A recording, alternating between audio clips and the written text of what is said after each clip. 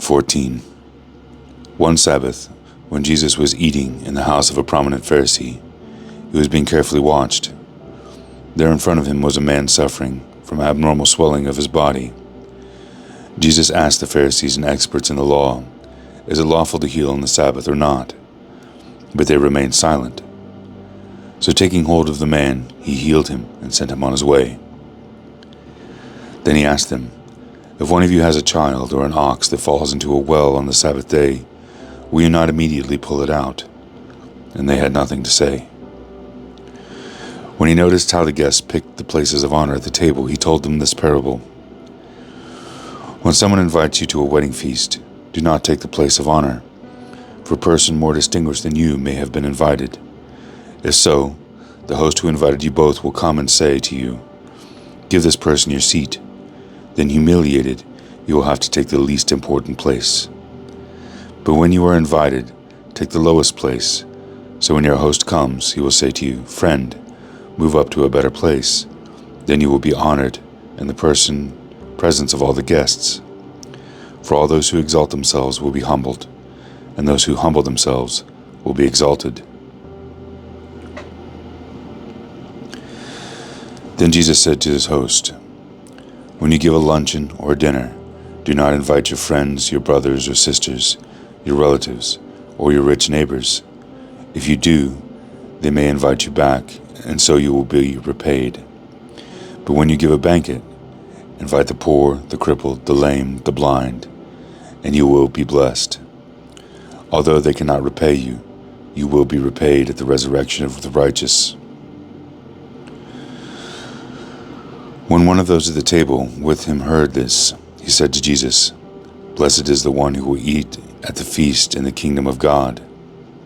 Jesus replied, "A certain man was preparing a great banquet and invited many guests. At the time of the banquet, he sent his servant to tell those who had been invited, 'Come, for everything is ready now.' But they all alike began to make excuses. The first said, 'I just bought a field and must go and see it. Please excuse me.'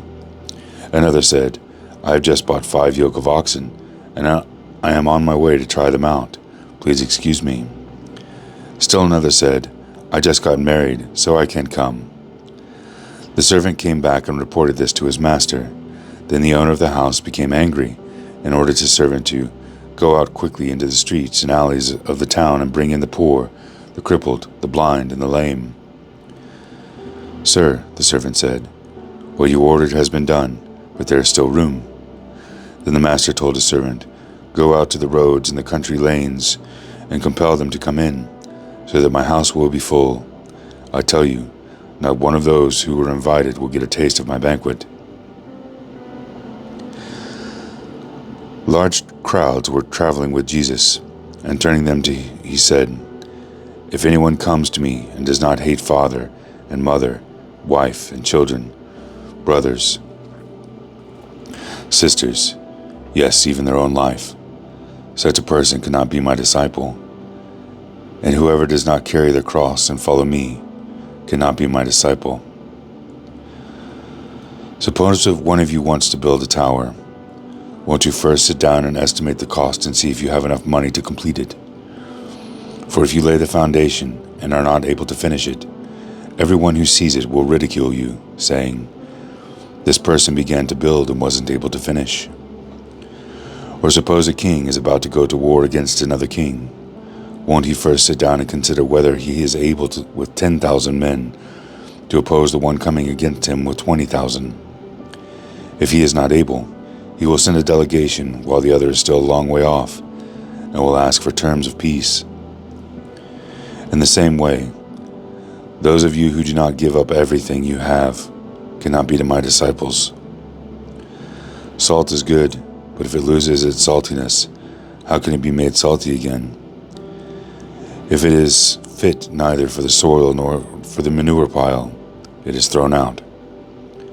Whoever has ears to hear, let them hear."